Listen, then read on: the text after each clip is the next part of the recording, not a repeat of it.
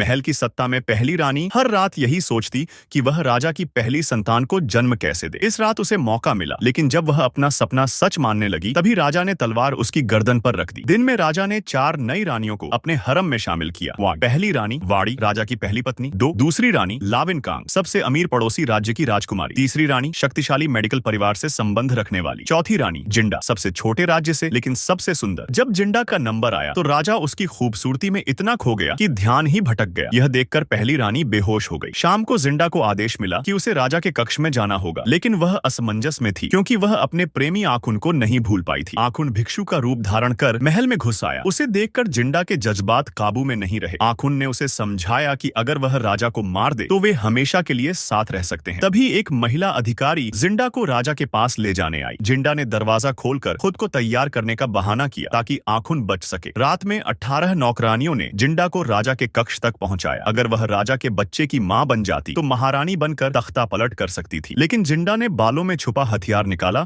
और राजा को मारने की कोशिश की। राजा पहले से सतर्क था और तुरंत तलवार निकाल ली। राजा को पहले ही दिन में हमला झेलना पड़ा था। उसने जिंडा से पूछा, क्या तुम मुझे मारना चाहती हो? जिंडा बोली, अगर मैं राजा को मार दूं तो मुझे क्या मिलेगा? मेरी असली ताकत महारानी बनकर राजा को काबू में करने में है, न कि उसे मारने में। राजा को उस पर भरोसा हो गया और वह उसके करीब आ गया। इस रात के बाद जिंडा अब पहले जैसी नहीं रही। जब वह वापस लौटी तो उसकी आंखों में आंसू थे। उसके दिमाग में सिर्फ आखुन था जिससे वह सच्चा प्यार करती थी। पहली रानी गर्भवती हो गई। यह खबर फैलते ही दूसरी रानी गुस्से में आ गई क्योंकि उसे अब तक राजा से मिलने का मौका नहीं मिला था। दूसरी रानी ने राजा के प्रिय अंगरक्षक से मदद मांगी। दोनों रिश्तेदार थे, इसलिए अंगरक्षक ने 求帮助，哪知阿坤却让人带给他一枚打太阳，让他对大王妃下手。下集预告里，二王妃在侍卫的帮助下，也终于赢得事情的机会。 दूसरी रानी राजा को जीतने के लिए क्या करेगी? राजा के मन में जिंडा के लिए क्या भावनाएं विकसित हो रही हैं? आखुन और जिंडा का प्यार इस राजनीतिक खेल में कहां तक जाएगा? इस रोमांचक कहानी का अगला भाग देखने के लिए चैनल को सब्सक्राइब करें।